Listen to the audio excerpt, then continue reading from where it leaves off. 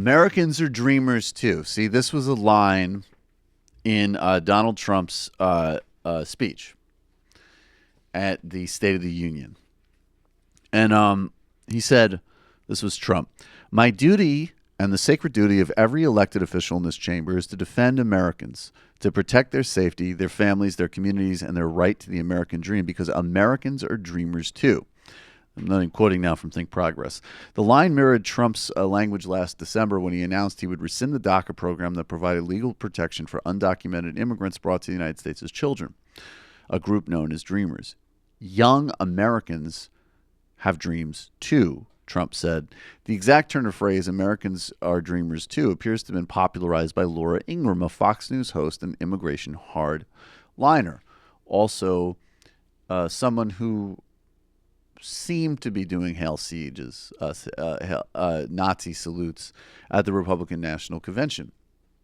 After the speech, "Americans are dreamers too," was a message that was quickly embraced by white nationalists, including Richard Spencer and David Duke. And of course, there is Laura Ingraham, the ever grotesque Laura Ingraham, doing, this is pretty obvious.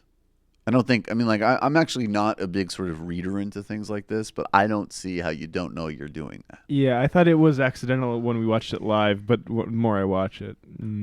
I think she didn't realize that she was doing it, but unconsciously she absolutely wanted to do that. Unconsciously, she's revealing who she is. And of course, dreamers are American, and there's no dream opposition. But what they're doing is they're queuing in to obviously the real diminished prospects and serious crisis sweeping most of post-industrial America. So it cues in both to the white nationalism as well as to the sort of undermining of so much of America's working class, and then fitting the racism right into it, and then positing as if these things have anything to do with each other. No dreamer is keeping you from economic success and growth.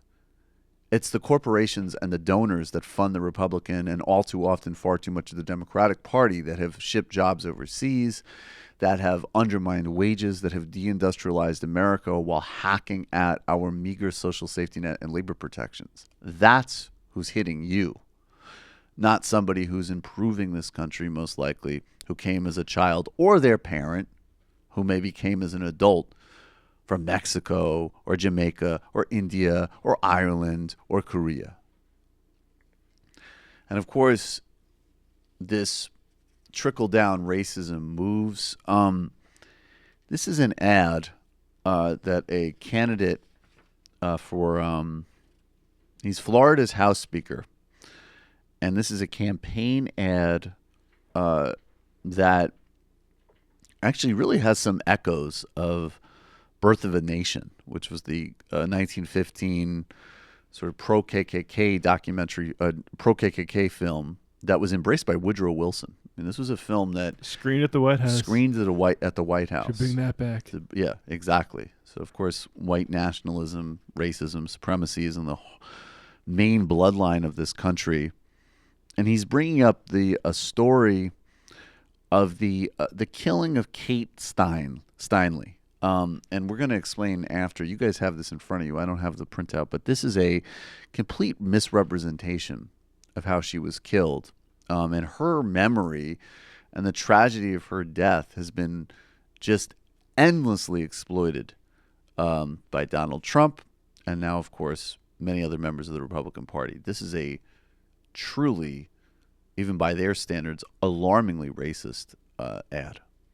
A young woman gunned down by an illegal immigrant who should have been deported, but was protected by a sanctuary city.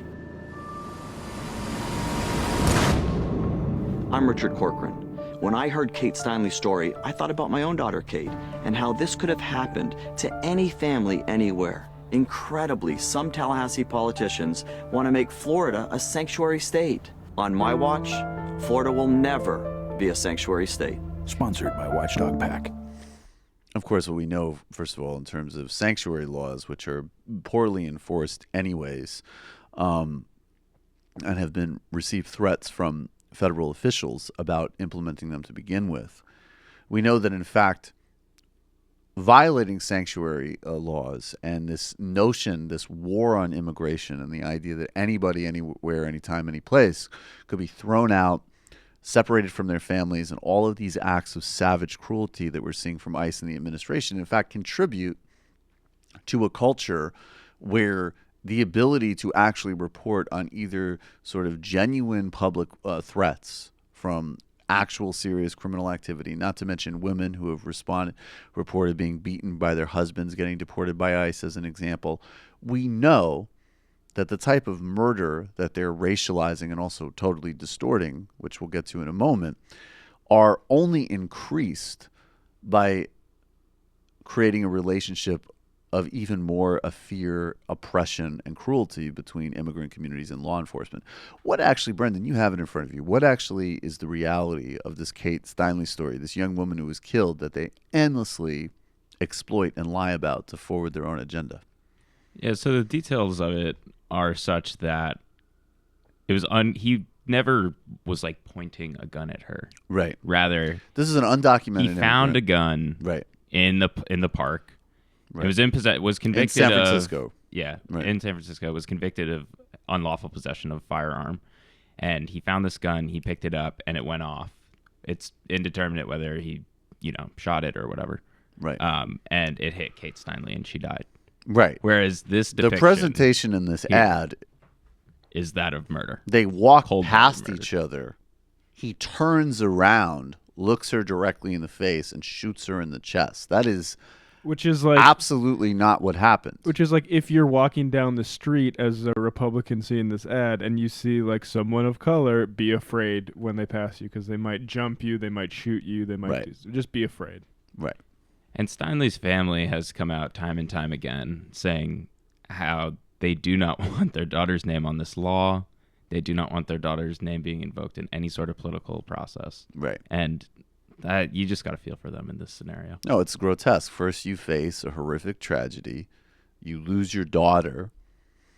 They might be unsatisfied with the conviction and course of justice in that specific case. I don't know, and I would certainly not judge them for it.